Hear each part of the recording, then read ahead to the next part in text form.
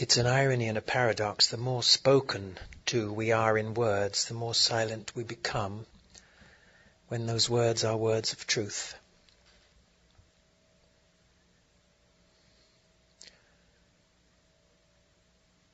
Because they are words that are the emanation of the silence of our own soul.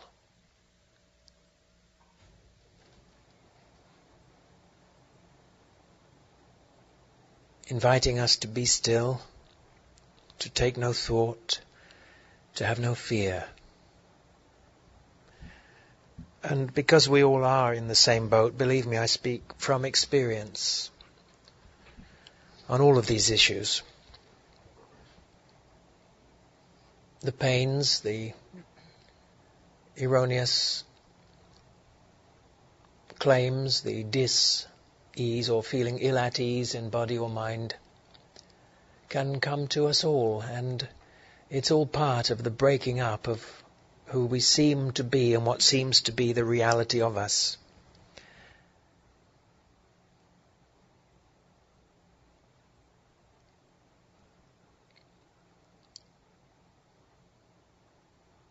It is that land that, to some degree, still remains undiscovered as a land in which we truly live and move and have our being on a permanent basis. But nevertheless, it is a land of freedom, truth and light within us all as the eye of our being that we can certainly all touch the hem of the robe of from time to time. And it becomes our strength and our high tower. It becomes what we know we really need. Blessed are they who know their need of God. And God, being the eye of my own being, is no more than the freedom of the awareness of the true nature of my own self, the one life. What fear does it experience? The one life, whose very nature is omnipotence itself. And so any sense of fear has to some degree to be that aspect of the nature of mankind that is still in evidence and in operation within me and within you, within us all. Some aspect of personal sense. But in this introduction, when speaking of this land in consciousness that remains undiscovered, not yet revealed by religion, philosophy or science, Joel says that I know it exists, and I know that when it discloses itself, it will change the nature of mankind.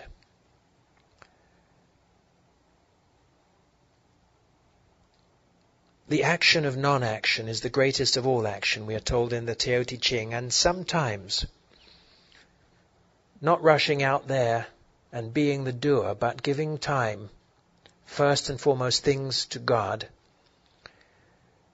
giving time to even just a moment of stillness can truly transform the outcome of the imminence of the next moment.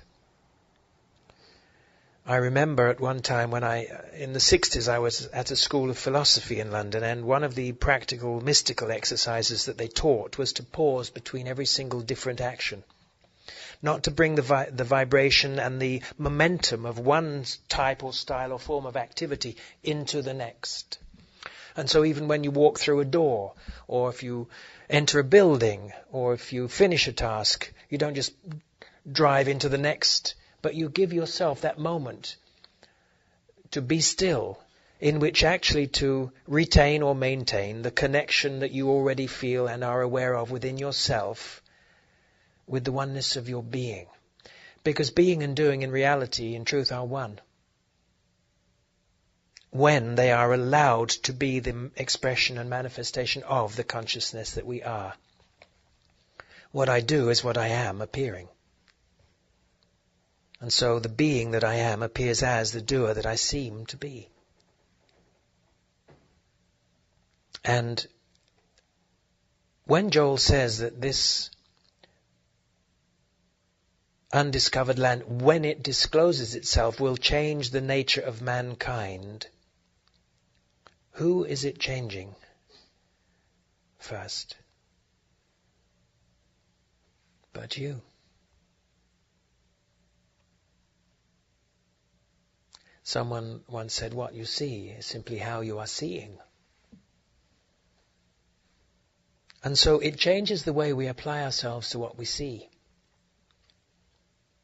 Whilst at one time on one level and in one way it is absolutely right to rise to the occasion, to respond or react to the appearance on the level of effect, the transformation of consciousness from sense to soul invites us to respond in another way. The fact that we don't appear necessarily to take the same kind of action as the natural man might seem to do doesn't mean that we're not doing what we do. But what we do is be. Being is what we do. Yes, Mr. Titshall, the immigration officers used to say, what do you do? Oh, well, I'm self-employed. Yes, miss, but what do you do? What do I do? And I eventually found that I could account for myself quite adequately by saying I teach meditation. But I don't. I just am. You just can't say that to the natural man. So you find something that satisfies him. Oh, very well. Good, good, good. As if he knows what he's talking about. He thinks I know what I'm talking about. And I haven't the first idea how to teach meditation. Because that's a level of function. But it isn't the level of the activity of being, which is not doing. So what do? I am, sir. Take him away. It's a bit funny. But we need to learn to live in the world and be not of it. And so we learn all sorts of the tricks of our trade. How to account for ourselves in the world of men. How to be normal and yet within ourselves be doing the work of knowing the truth that makes free. And yet even there again, who is the very first one? Who experiences the fruits of the freedom of their own knowing, but we ourselves. And the far-reaching effects of that, which, when it discloses itself, will change the nature of mankind, Joel says, is that even wars will be no more.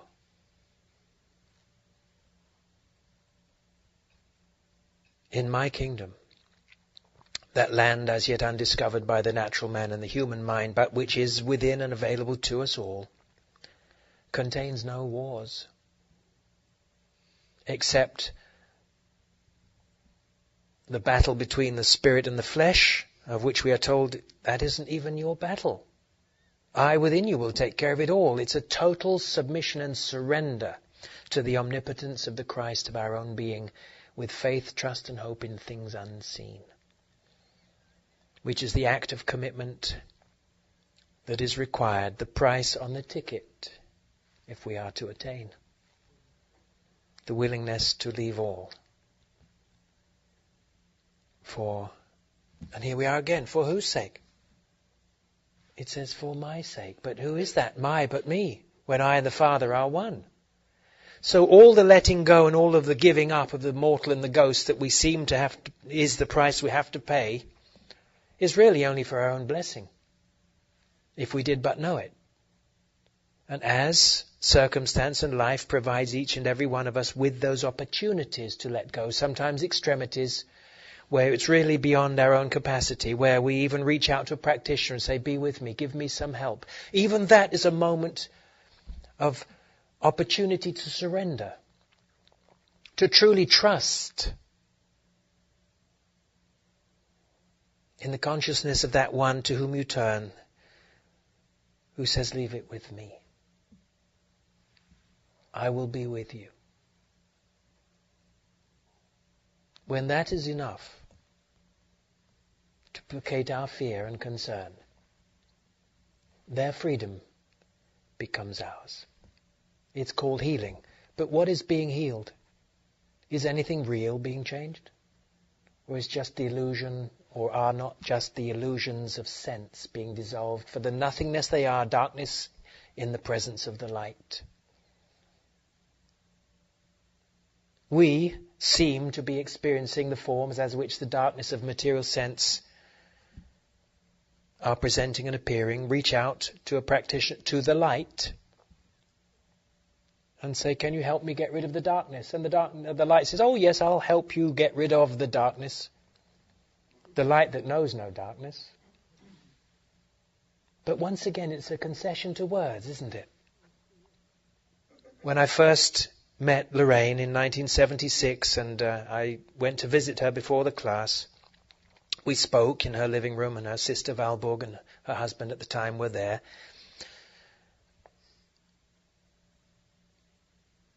Much to my surprise, I remember as I walked in, the television was on. I thought, that's funny. I thought it would be kind of silent.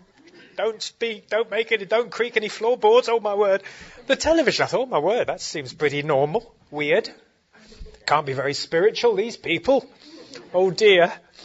Anyway, finally Lorraine said, let's just go into my study and we'll meditate. And we meditated, and don't ask me how long timeless awareness lasts. I have no idea.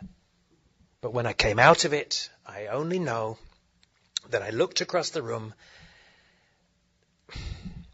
That was the seeming. I was a beholder of an image of light that was the reality of her soul made manifest and appearing. And it's like I was. And I said, I feel as if I should say thank you, but I just don't know how or who to. And the first practical words of mystical instruction that Lorraine ever gave me were just be natural. Because that is our greatest protection in the world. We're not denying our spiritual integrity by the ability to be natural with the natural man. We are protecting it. What has he got to question if we don't put something on display?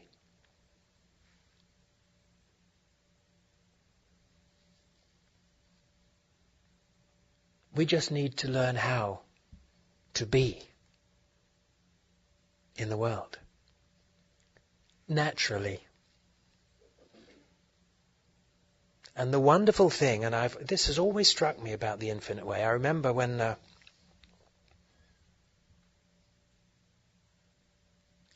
first saw my first ever infinite way practitioner, she looked such an ordinary lady. I thought, she can't be a practitioner. She looks much too ordinary. I mean, that was that arrogance again. You say, oh dear, I've come from a dark place. It was the arrogance of judgment that person, she can't be a practitioner. She looks much too ordinary. She's talking and going around gossiping and being much too normal to be a practitioner. Like the two students who visited Lorraine, and I know many of you know the story, knocked on her door, and just as they knocked on the door of her apartment, there she came round the corner of the corridor with a great basket full of washing. And they said, oh, we didn't think you did the washing. We thought you'd be in there meditating. And she said, you don't think doing the washing stops me meditating, do you? How natural is that? So cleaning the car is no longer a chore, is it? Whose car are you cleaning? It's like the Shakers, isn't it? They were mystics, mystic carpenters, religious devotees whose talents were to work with wood. And they would perfect to the last nth degree every dovetail joint, every spindle, every aspect of stress and movement and strain on the chair that would accommodate whatever it would need through its lifetime. And when asked, why? Why do you spend so long just perfecting a simple chair? They said, because you never know when an angel will come and sit in it.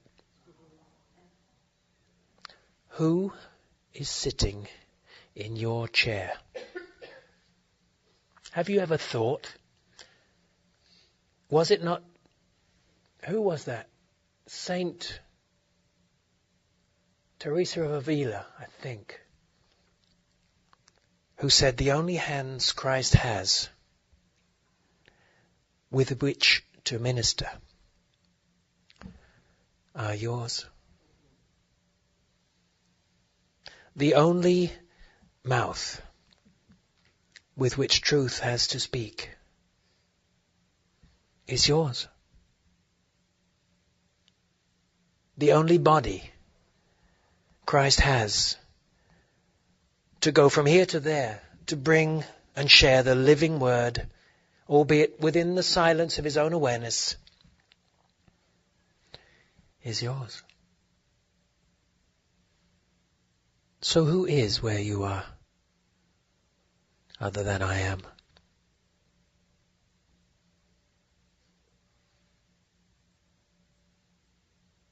Do you have to make it so?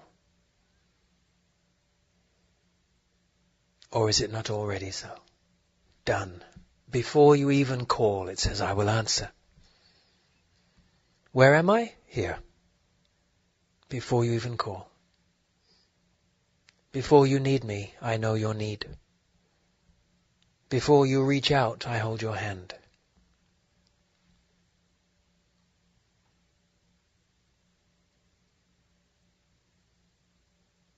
Before you even see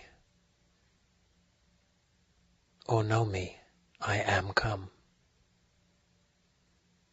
Within and as the eye of your being. For who is it that you are, other than that which alone is the all and only, the one life, I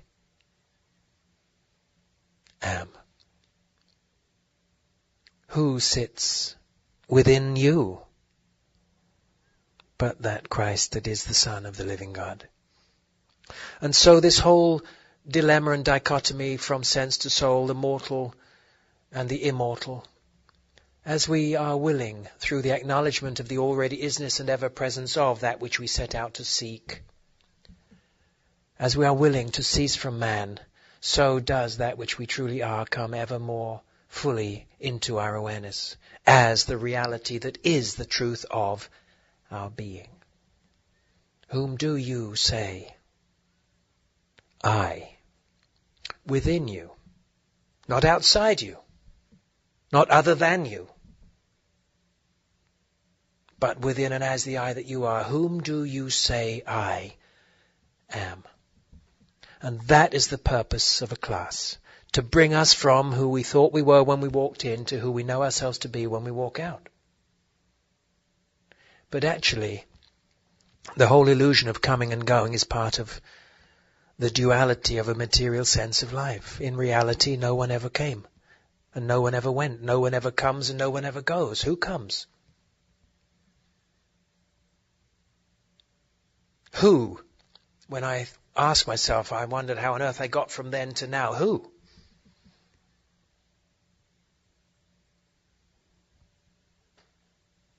Does that which is ever present and eternal in the now moment as the only life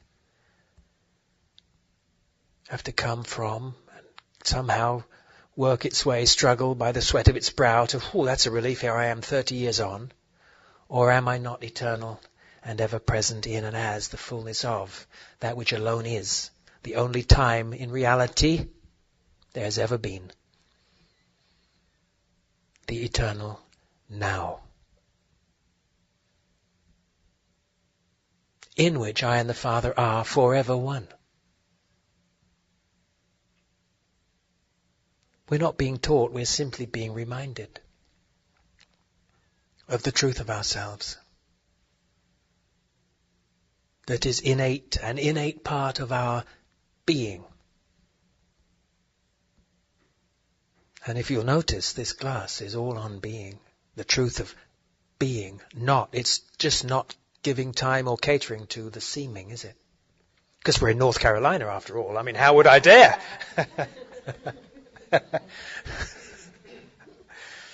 How would I dare but abide by the state motto?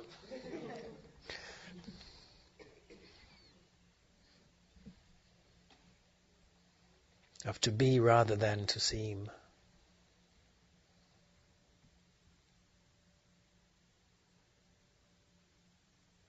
And that is the challenge of the high calling in and for us all. To let me, the I that we are, be the all that there is. And be willing fearlessly to let go of the mortal, to put off the mortal and put on the immortal. And it is a corresponding, simultaneous, effortless process of transformation from sense to soul, like a dimmer switch. As you increase the light, you don't then have to think, well, how am I going to get rid of the darkness that was here before the light? The infusion of the one is the dissolution of the other, ultimately to the preclusion of that so-called other and the revelation of the one, ever present, that is the light. And who is that? I mean, if there is only one and you are that, who is that? It just cannot be claimed. It must be released, but allowed to remain. Because omnipresence isn't going to go anywhere. Divine or even human, true relationship isn't going to go anywhere. It is, as Shakespeare said, that love that changeth not, though changes find. If permanent it is meant to be, then permanent it will be. If given to be as one, it is by God. Nothing can deny it. Neither time nor space. For who or what can persuade me that either life or death can separate me from the love of God? And when we share with our so-called other the love of God, it is a permanent relationship of oneness in being. Not seeming, that comes and goes, as Joel tells us here.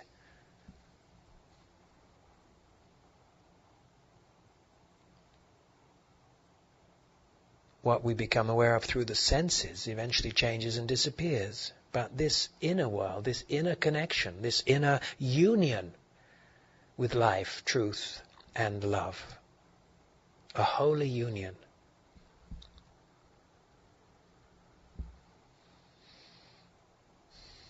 when we become aware of that inner world,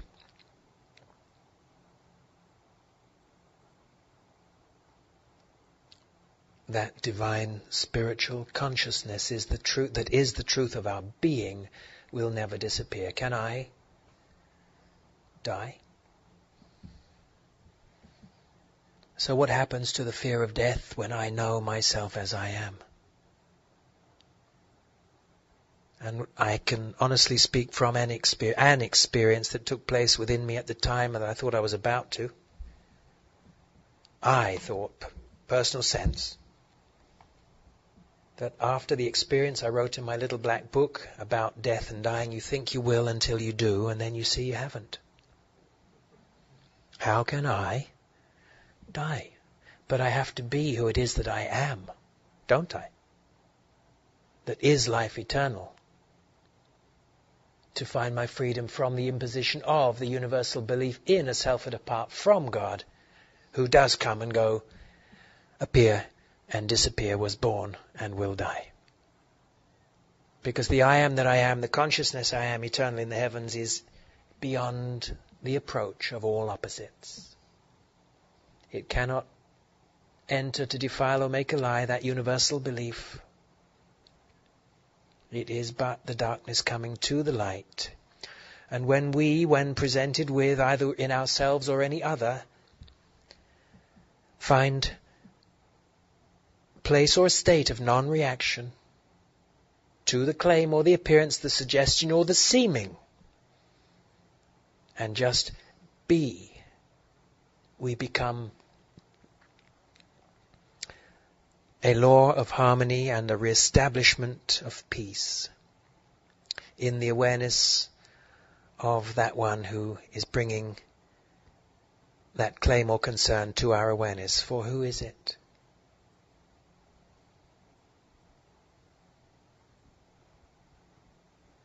If we see or know or have any other than I am, we are hypnotized by the universal illusion. There's nobody out there. Don't be fooled. I'm not even here. But I am here. In the fullness and the freedom of my eternal, omnipresent, incorporeal being. And so are you. And we are one. In that dimension of being that is the truth. The whole truth and nothing but the truth.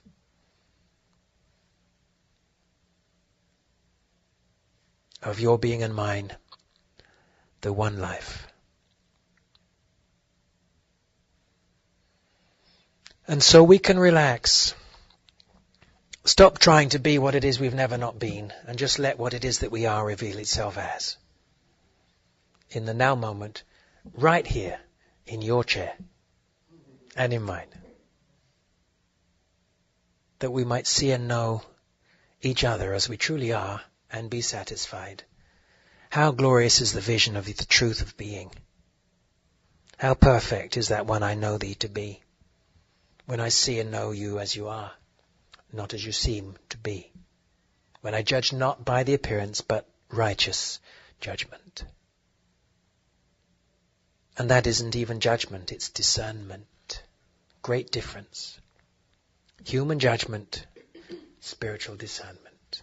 Choose ye this day whom you will serve. The light that reveals the truth of infinite individual being, man, created as he truly is, in the image and likeness of God,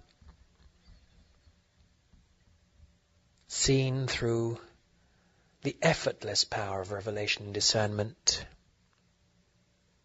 becoming our vision, moment to moment, every moment, as a permanent dispensation. Joel says in New Horizon, this world is real and permanent.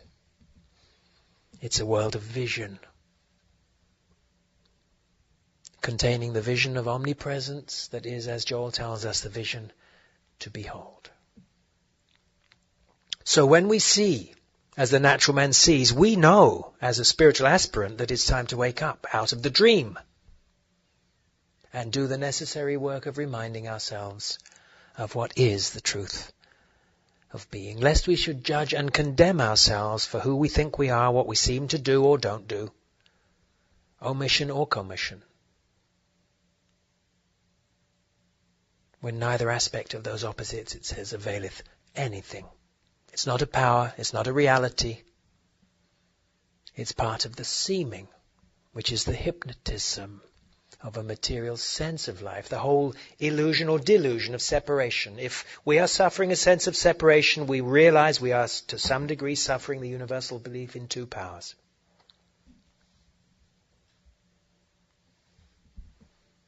And the ultimate solution to that universal belief is found ultimately only as a result of the work we do in re-establishing ourselves in the realization of oneness. That in reality there is only one. I am that, and its omnipresence includes all being. My conscious union with God, I don't know if it says it in parenthesis, constitutes my conscious union with all spiritual being. Here it is. And idea. Illumination dissolves all material ties. You see, why do we need hold to the material ties? Oh yes, but they're my children, it's my pet, it's my job, it's my house, it's my income, it's my car, it's my... Who is this my?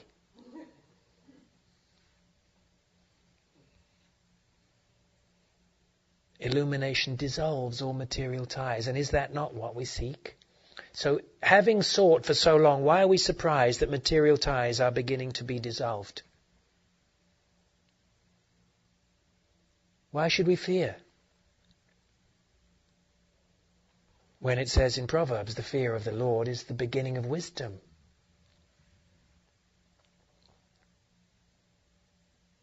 And binds men together with the golden chains of spiritual understanding.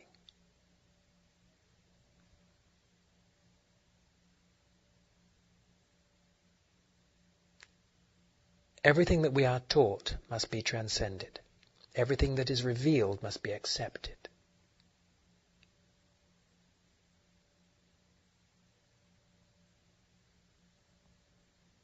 We are taught, if that is our state of consciousness and our level of life, to pray for our enemies. What enemies do I have? In me, what is to be found other than I am?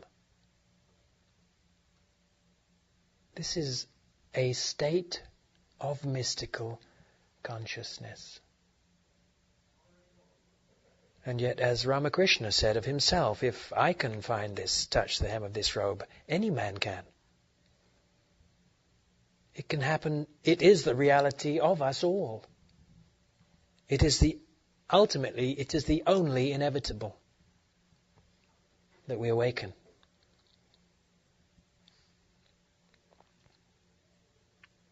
After many happy returns and birthdays to the eternal ever-presence that is the reality and truth of the I that we are as eternal being.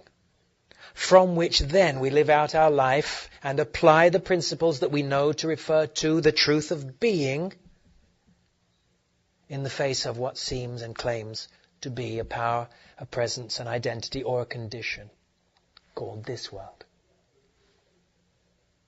Then it will enhance every aspect of our individual talents, God-given gifts that we share so fully and so lovingly and so freely with our fellow man.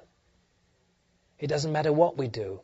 If it is out the consciousness we are appearing as, it will be enhanced by our willingness to see through the level on which it seems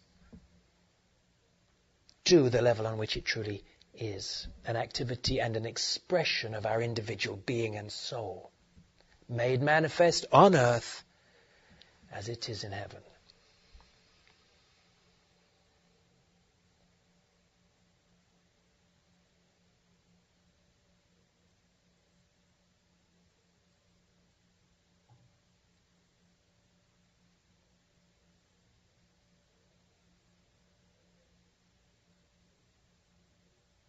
As a result of which, Joel says, the illumined walk without fear by grace. And so how did I get to now accept by grace? How did who? You see, somehow, somewhere along the way, must take place the dissolution of the one who seems to be making the journey. I remember seeing a television program on BBC, maybe the late 60s, early 70s, when Krishnamurti was being interviewed by the then Larry King of English television, who was quite an intellectual person, well respected, and the first question he asked Krishnamurti was about the spiritual journey, and he said, "There is no journey." He said, "What?" Well, you see, ultimately, the revelation of truth reveals that who makes the journey? The journey of no journey, the way of no way. Just the way of being, but the one that already is. And is already expressing itself as the I that we are. So as was given me in that poem called The Light, the final verse, the journey is but letting go. Arriving at the one we know we are, the one we've always been, the one I am, the never seen, the light. So it isn't in adding to, but in giving up and surrendering all, leaving all, that we find the true nature of who and what it is that we are. That I, eternal in the heavens, not made with hands, pure spiritual being, ever present, every moment, in its fullness as the I of our being in the eternal now, whose nature constitutes the reality and the truth of each and every one of us, infinite individual being.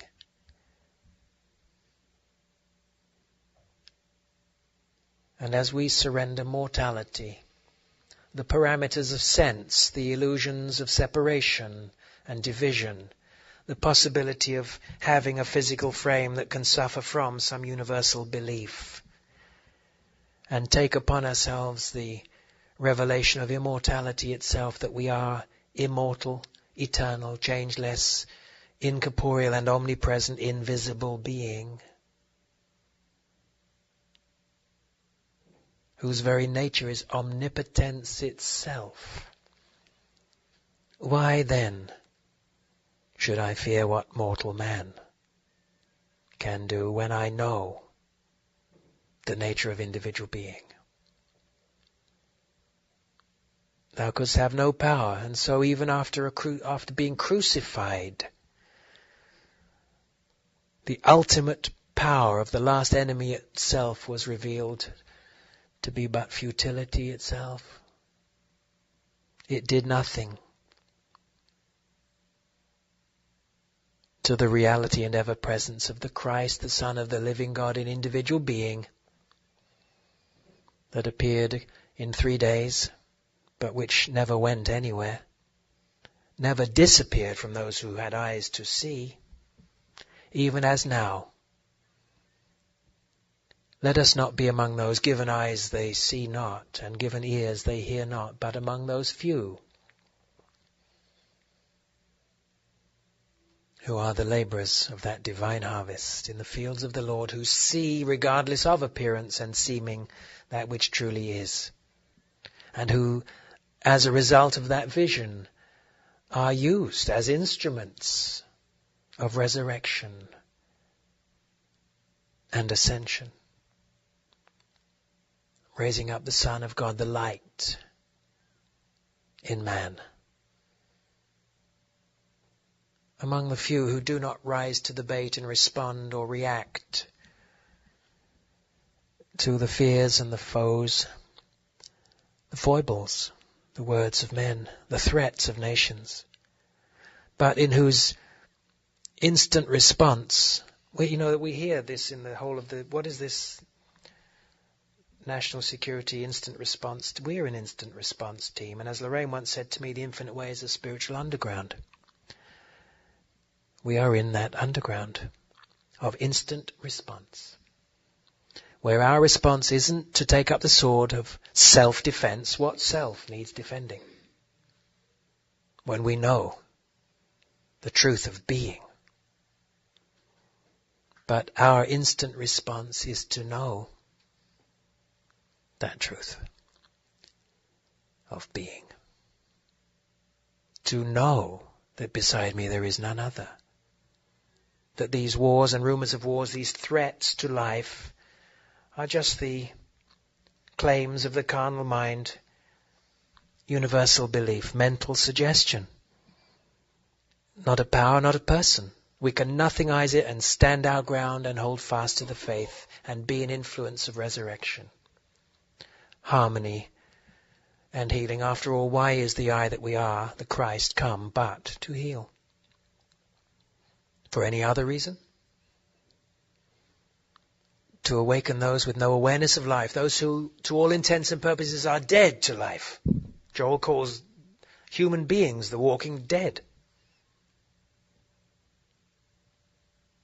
Even Lazarus, given the condition that the natural world regarded as death, was revealed by the Christ vision just to be in the sleep of the human dream of universal belief, of duality, birth and death. But when called, he rose.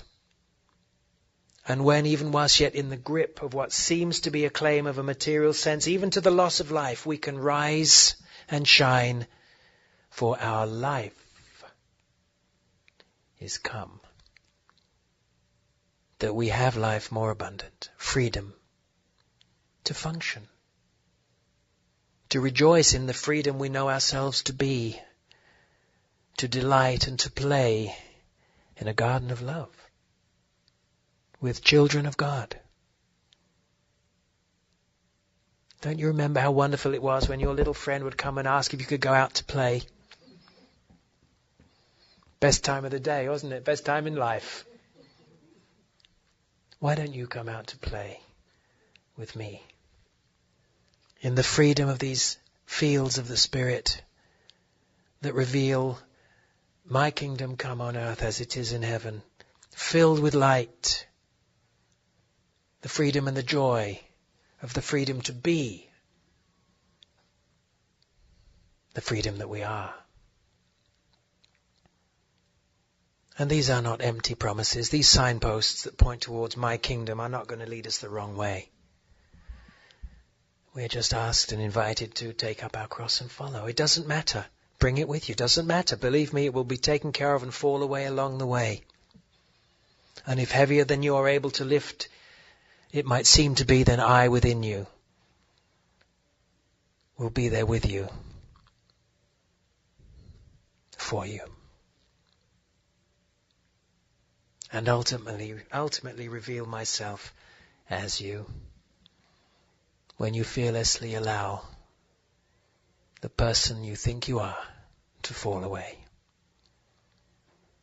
And the freedom of that Christ that is the Son of the living God, that is the truth of your being, to be revealed. To this end was I born, to realize I was never born but am life eternal.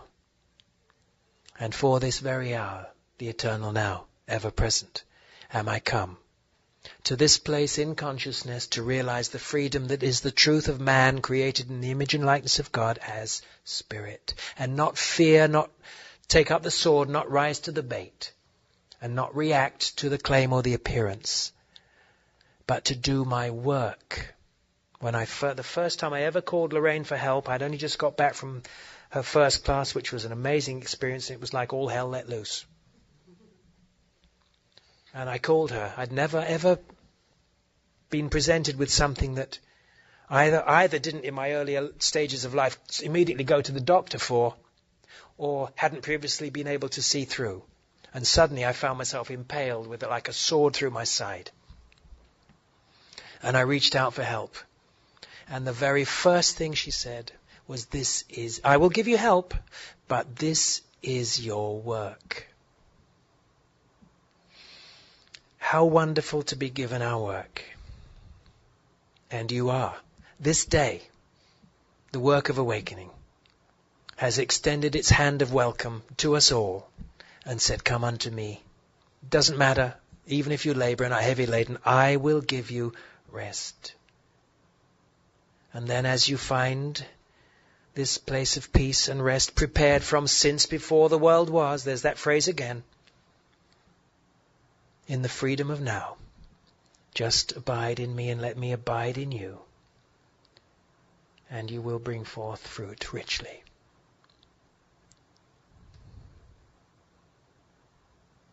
These are not empty promises.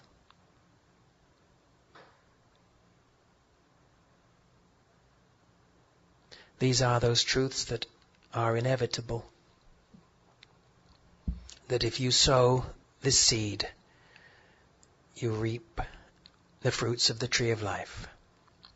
That if any man should drink of the living waters that I within him give him now, he will never thirst again.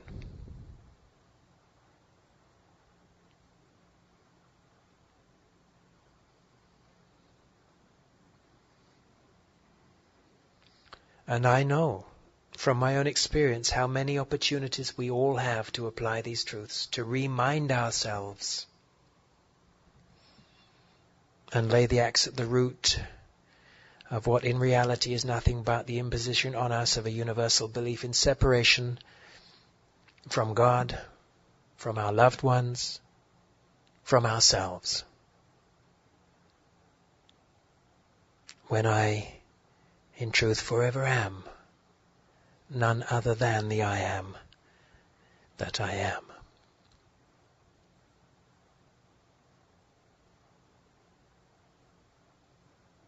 Whose omnipotence and omnipresence is and shall forever be my divine protection from the imposition of that which is really no more than belief.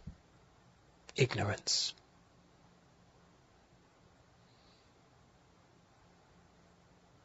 When I know 2 and 2 is 4, what happened to the 3 or the 5 I once thought it to be and wondered why my maths never worked out? Nothing happened to it. It just is no more when that which is perfect is come. That which was in part is no more. And when is that which is perfect come? But now.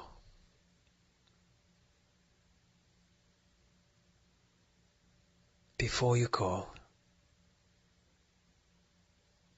Already. And forever. So.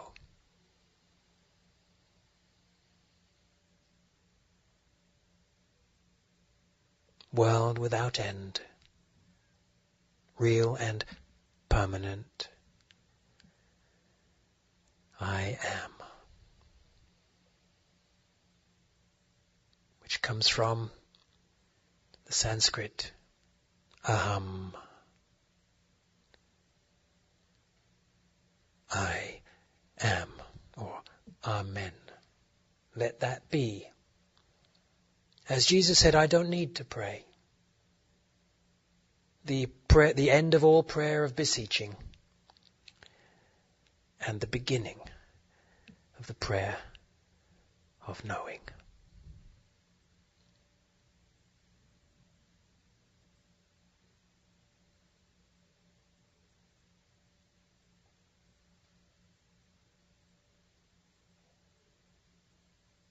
And then, though I may not need to pray, as Jesus said, as our act of commitment and service for the sake of those gathered here, I will pray.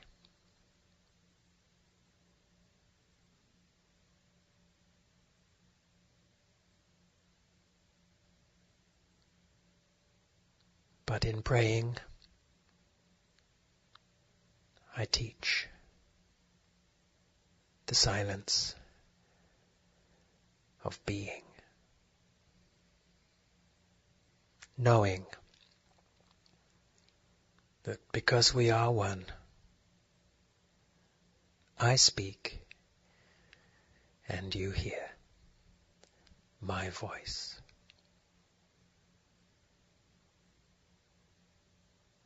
Just don't personalize it.